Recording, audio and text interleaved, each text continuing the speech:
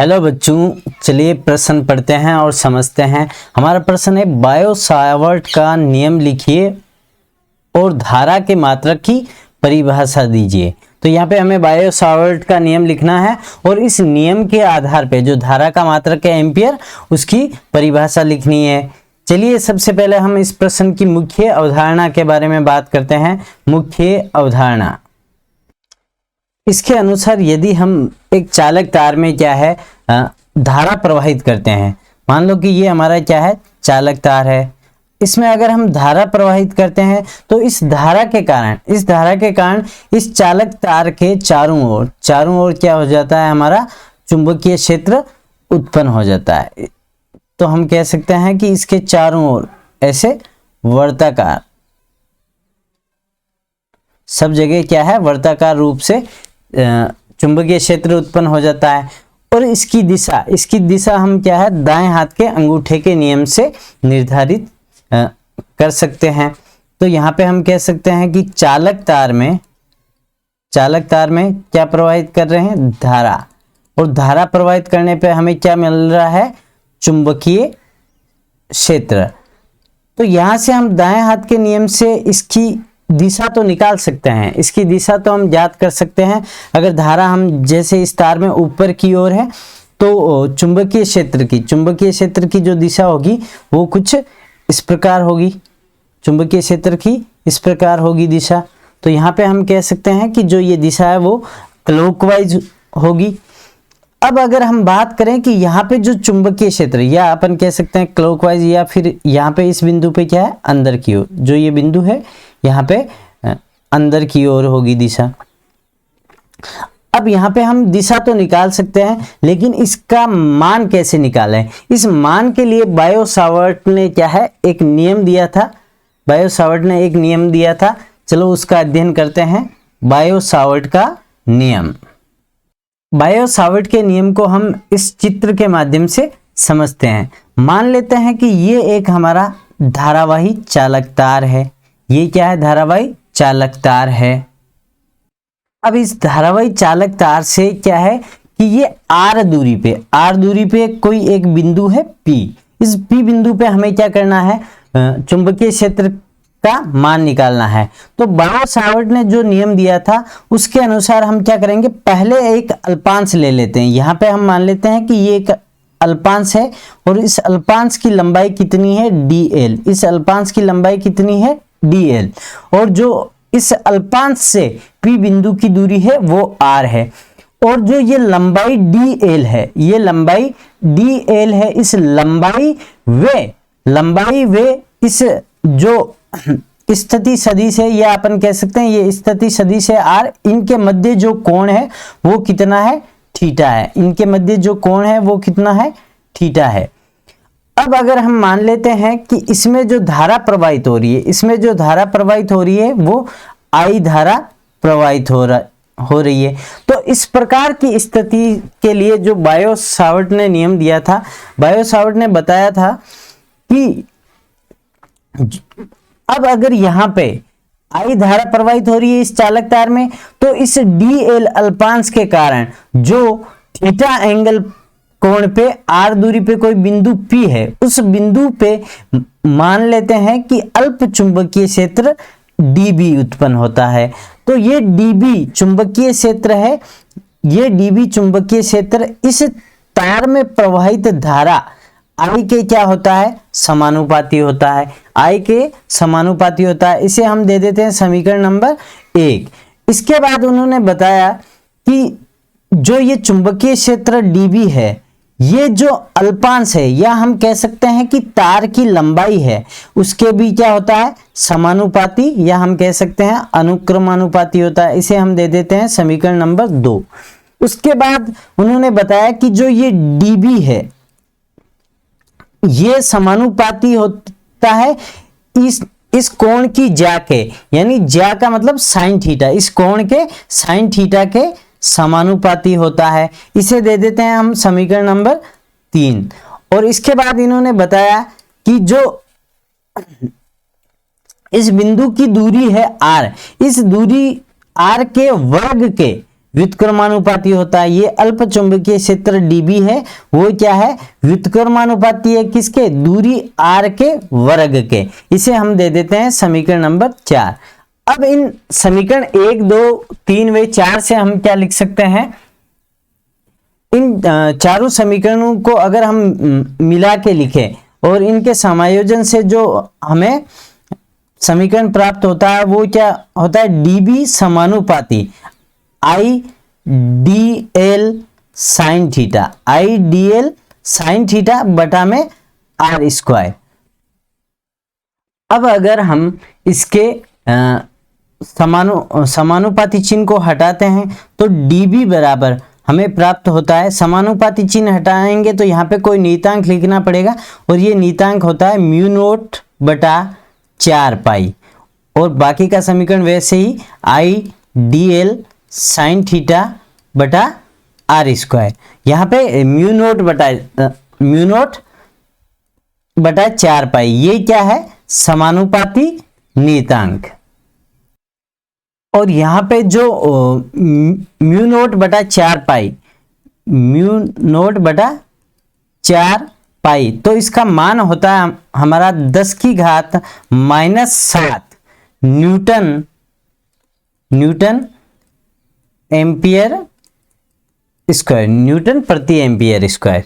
और यहाँ पे जो ये म्यू नोट है, इसे क्या बोलते हैं हम, चुंबकशीलता, इसे हम बोलते हैं चुंबकशीलता।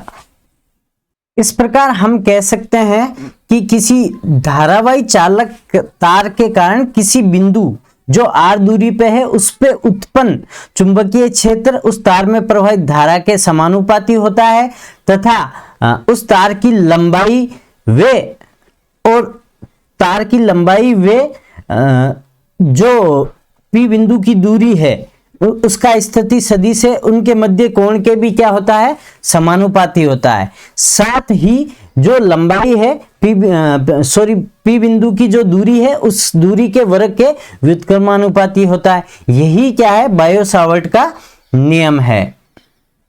अब आगे का जो प्रश्न है वो है बायो-सावर्ट के नियम के माध्यम से धारा के मात्रक को परिभाषित कीजिए। तो धारा का मात्रक क्या होता है, एम्पियर। तो यहाँ पे हम एक एम्पियर की परिभाषा पढ़ते हैं। तो सबसे पहले इस चित्र के माध्यम से समझते हैं। अब हम इस चित्र के माध्यम से समझते हैं कि एक जो धारावाही तार है हमारा, ये धारावाही तार है ABC, ये चापाकार आकृति का धारावाही तार है जो एक वर्त के चाप के रूप में व्यवस्थित है, और उस वर्त की त्रिज्या कितनी है, r है। उस वर्त की त्रिज्या कितनी r है, r है, और जो वर्त का केंद्र है वो O है। अब हम अगर बायो-सावर्ट के नियम से बात करें तो अगर हम किसी भी इस वर्त के किसी भी अल्पांश, मान लो कि ये अल्पांश है, इस अल्पांश का इस त्रिज्या के साथ कोण देखेंगे तो ये कोण सदैव 90 डिग्री रहेगा। किसी भी बिंदु पे बात करें, चाहे हम यहाँ पे अल्पांश ले लें, तो यहाँ पे जो अल्पांश और त्रिज्या के मध्य जो कोण रहेगा वो 90 डिग्री रहेगा। तो यहाँ पे हम कह सकते हैं कि जो अल्पांश है वो क्या है, बिंदु O का जो स्थिति सदिश है उसके साथ 90 डिग्री का कोण बनाता है। तो अब हम अगर बायो-सावर्ट के नियम की बात करें तो उसके अनुसार जो चुंबकीय क्षेत्र होता है dB बराबर कितना होता है, म्यू नोट बटा 4 पाई गुणा I dl साइन थीटा बटा r स्क्वायर। अब अगर हम यहाँ पे मान लेते हैं कि ये जो ऐसी चाप है, ABC जो चाप है उसकी लंबाई हम मान लेते हैं, या हम कह देते हैं ये जो धारावाही चालक तार है इसमें धारा कितनी प्रवाहित हो रही है, 1 एम्पियर प्रवाहित हो रही है। जो धारा I है वो कितनी प्रवाहित हो रही है, 1 एम्पियर प्रवाहित हो रही है। और इस धारावाही चालक तार की जो लंबाई है, इस धारावाही चालक तार की लंबाई है वो कितनी है, 1 मीटर, 1 मीटर है। और जो इस धारावाही चालक तार जिस वर्त का हिस्सा है उसकी त्रिज्या आर का मान भी कितना है, 1 मीटर है, आर का मान भी है 1 मीटर। तो इस प्रकार हम कह सकते हैं कि जो ये ओ बिंदु है वो सदैव धारावाही चालक तार से कितना है, 1 मीटर दूरी पे रहेगा। और चापाकार वर्त का चाप है तो सदैव यहाँ पे जो कोण रहेगा थीटा है वो भी कितना रहेगा, थीटा है वो भी हमारा कितना रहेगा, 90 डिग्री। अब जब थीटा 90 डिग्री रहेगा तो हम कह सकते हैं कि साइन थीटा का मान, साइन 90 का मान कितना होगा, 1, साइन 90 का मान कितना होगा, 1। और यहाँ पे अब हम अगर चुंबकीय क्षेत्र की बात करें, अब जब हमारा क्या है, प्रवाहित धारा 1 एम्पियर है, चालक तार की लंबाई 1 मीटर है और जो थीटा कोण है वो 90 डिग्री है। और यहाँ पे जो बिंदु है, यहाँ पे कह सकते हैं कि जो केंद्र है, केंद्र बिंदु है वो सदैव क्या है, 1 मीटर दूरी पे रहेगा। तो हम ज्ञात करते हैं कि इस केंद्र पे, जो केंद्र O है, उस केंद्र O पे चुंबकीय क्षेत्र कितना होगा। तो यहाँ पे हम चुंबकीय क्षेत्र निकालते हैं और म्यू नॉट बटा 4 पाई का मान कितना होता है, 10 की घात -4। और यहाँ पे I का मान हमें पता है 1 माना है हमने, और लंबाई है वो भी कितनी है, 1 मीटर है। और साइन 90 डिग्री का मान भी कितना है, 1 है। और बटा में जो इसकी केंद्र की दूरी है या जो हम बिंदु मान रहे हैं उसकी दूरी भी क्या है, 1 मीटर है, तो 1 मीटर का स्क्वायर। तो यहाँ पे इस प्रकार जो केंद्र पे चुंबकीय क्षेत्र है dB है वो हमें कितना प्राप्त हो जाएगा, 10 की घात, बाकी सबका गुणा तो क्या है 1 हो जाएगा, इसका मान हमें कितना प्राप्त हो जाएगा, 10 की घात -7। और इसका मात्रक कितना होता है, टेस्ला, या हम कह सकते हैं वेबर प्रति मीटर स्क्वायर। तो इस प्रकार हम कह सकते हैं कि अगर हम क्या करते हैं, एक वर्त का चाप लेते हैं जिसकी क्या है, जिसकी लंबाई 1 मीटर है तथा इस वर्त की त्रिज्या भी 1 मीटर है। और तो इस वर्त के केंद्र पर, अगर इसके वर्त के केंद्र पर अगर जो चुंबकीय क्षेत्र है वो 10 की घात -7 वेबर प्रति मीटर स्क्वायर उत्पन्न होता है, तो इस तार में जो प्रवाहित धारा है वो कितनी होती है, 1 एम्पियर होती है। तो बायो-सावर्ट के नियम के अनुसार 1 एम्पियर की परिभाषा हम लिखें तो वो ये होगी, यदि 1 मीटर त्रिज्या वाले वर्त के 1 मीटर चाप के कारण वर्त के केंद्र पर उत्पन्न चुंबकीय क्षेत्र का मान 10 की घात -4 वेबर प्रति मीटर स्क्वायर हो, तो तार में जो धारा प्रवाहित होगी वो 1 एम्पियर होगी। तो मैं आशा करता हूं आपको ये समझ में आया होगा। धन्यवाद।